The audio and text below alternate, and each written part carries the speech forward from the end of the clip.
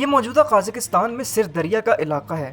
یہ وہ جگہ ہے جہاں 10ویں صدی عیسوی کا مشہور ترک سردار اور سینٹرل ایشین وار لارڈ سلجوق بیگ ہجرت کر کے اپنے قبیلے کے ہمراہ آباد ہوا تھا۔ سلجوق بیگ کو ترک تاریخ میں ایک اہم مقام حاصل ہے، لیکن آخر یہ سلجوق بیگ تھا کون؟ ترک تاریخ میں اس عظیم جنگجو کو کیا حیثیت حاصل ہے، اور آخر اس کی آنے والی نسلوں نے ایسا کون سا کام کیا تھا کہ آج 21ویں صدی میں وسط ایشیا سے لے کر اناطولیہ یعنی موجودہ ترکی تک ترک قوم کے لوگ پھیل چکے ہیں۔ ناظرین، میں ہوں سید ہانی حسین زیدی، اور ہمارے برانڈ نیو چینل نالجسٹک کی پہلی series the great Seljuk empire میں ہم آپ کو تاریخ کی یہی کہانی بتائیں گے۔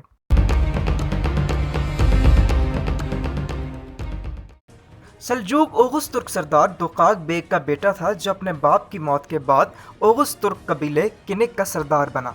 کہتے ہیں کہ وہ جب سر دریا کے کنارے پہ موجود جند نامی علاقے میں اپنے قبیلے کے ہمراہ ہجرت کر کے آیا تو اس کے ساتھ صرف 100 گھڑ سوار تھے۔ ناظرین، جند کے علاقے میں ماوراء نہر یعنی ٹرانزوزیانا سے مسلمان کثرت سے آیا کرتے تھے، جن کے تہذیب و تمدن، جن کے خیالات سے متاثر ہو کر سلجوق نے اپنے قبیلے کے ہمراہ سن 985 عیسوی میں اسلام قبول کیا۔ پھر جند کے علاقے میں جب اوغوز یاپکو اسٹیٹ یعنی اوغوز یاپکو سلطنت کے نمائندے محصول لینے کے لیے کنک قبیلے پہنچے تو سلجوق نے انہیں یہ کہہ کر مسترد کر دیا کہ مسلمان غیر مسلموں کو محصول ادا نہیں کریں گے۔ پھر وہی ہوا جو اس زمانے کا دستور تھا، یعنی کہ جنگ۔ دوستو، ان جنگوں میں سلجوق کو ایک بہت بڑا لاس برداشت کرنا پڑا جب اس کے بیٹے میکائیل کو غیر مسلم ترک قبائل نے قتل کر دیا۔ میکائیل کے مرنے کے بعد اس کے دونوں بیٹے چغری بیگ اور طغرل بیگ کی پرورش کی ذمہ داری سلجوق بیگ نے اٹھا لی۔ یہاں میں آپ کو یہ بتاتا چلوں کہ یہی وہ دو سپوت تھے جنہوں نے سن 1037 عیسوی میں غزنیوں کو شکست دے کر عظیم سلجوقی سلطنت کی بنیاد رکھی تھی۔ لیکن آخر یہ سب کیسے ممکن ہوا؟ دراصل ناظرین، ہوا یہ کہ سن 1003 عیسوی میں سامانی سلطنت کے دارالحکومت بخارا پر کاراخانی سلطنت کے حاکم بغرا خان ہارون نے مسلح لشکر کے ساتھ حملہ کر دیا۔ سامانی، جو کہ کاراخانیوں کے حملے سے گھبرائے ہوئے تھے، انہوں نے سلجوق بیگ سے آخرکار مدد طلب کی، جس پر سلجوق نے اپنے بیٹے ارسلان اسرائیل کو سامانیوں کی مدد کے لیے بھیج دیا، لیکن یہ بے سود رہا اور کاراخانیوں نے سامانیوں کو شکست دے کر ماوراء نہر پر قبضہ کر لیا۔ پھر ناظرین، سن 1009 عیسوی میں تاریخ کا ایک باب مکمل ہوا جب سلجوق بیگ تقریباً 100 سال کی عمر میں جند نامی علاقے میں وفات پا گیا۔ سلجوق بیگ کی وفات کے بعد اوغوز ترکوں کی قدیم روایات کے مطابق اس کے بیٹے ارسلان اسرائیل کو قبیلے کا سردار منتخب کیا گیا۔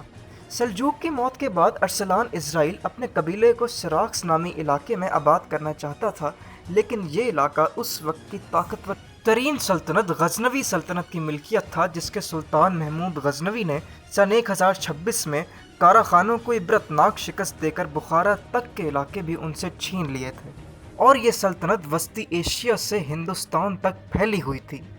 ناظرین، ارسلان اسرائیل نے سلطان محمود غزنوی سے جنگ میں فوجی امداد مہیا کرنے کے بدلے سراخس میں آباد ہونے کی اجازت مانگی، جسے اس نے سرے سے مسترد کر دیا۔